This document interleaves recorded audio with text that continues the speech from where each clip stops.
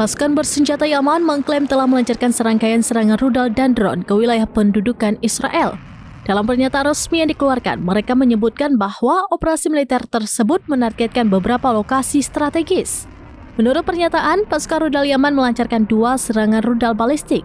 Salah satunya adalah rudal hipersonik jenis Palestine II, yang diklaim menghantam pangkalan rudal Sdot Micha di timur Ashdod.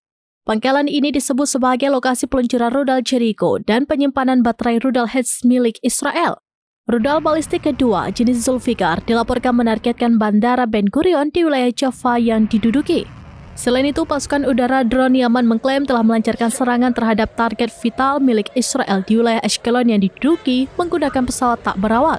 Pasukan bersenjata Yaman mengklaim bahwa semua operasi tersebut berhasil mencapai target yang ditetapkan.